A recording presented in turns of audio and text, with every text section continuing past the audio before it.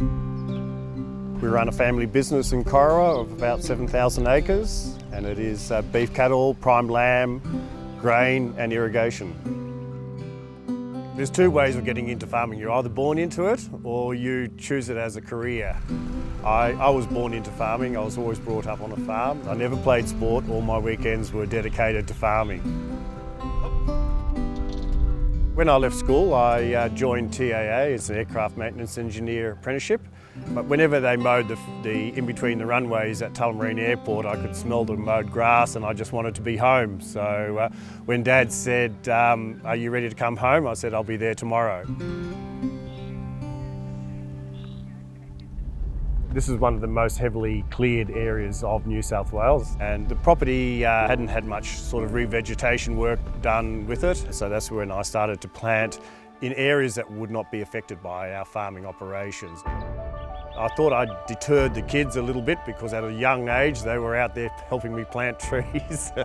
Yeah, look, I suppose you cherish every part of your childhood out on the farm, and re-veg work was a big part of our childhood.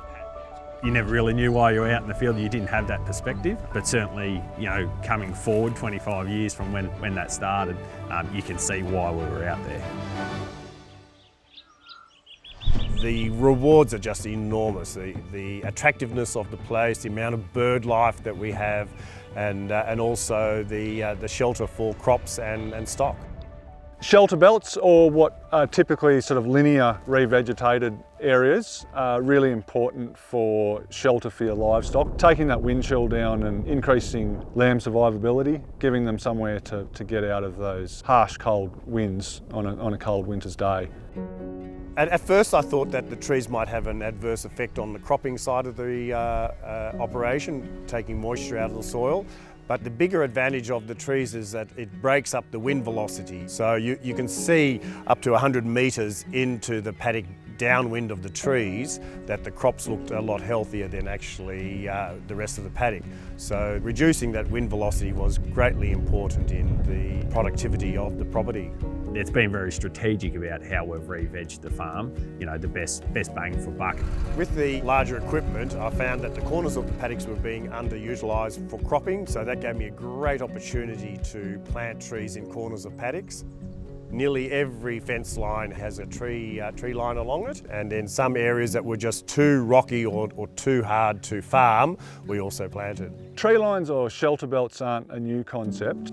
Traditionally, we would have done heavily eucalypt-dominated plantings, very high stem density, but we've now come to appreciate that having about 75 to 80% shrubs is much better for biodiversity. You're providing a lot of food resources, sheltering opportunities for a lot of the smaller birds, things like yellow thornbills and diamond firetails, but also does a much better job of breaking up that wind.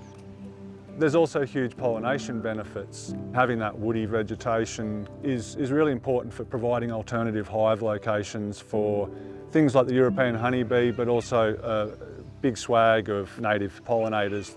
Looking across the farm now, you can see, you know, there's these beautiful tree belts that are providing biodiversity. Bird life has increased enormously. You see an enormous amount of birds of prey resting in these trees looking for mice to go and pick out of the paddocks. Those win-win situations for production and wildlife conservation are ones that should be capitalised on.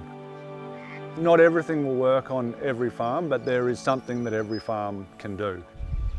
Our son, when he took over the farm, he also wanted to continue the revegetation work that I had started many years ago.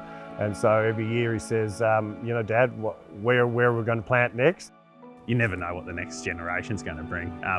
Having a one-year-old now, I would like to think that we're, you know, putting our best foot forward for the next generation and for the longevity of the environment.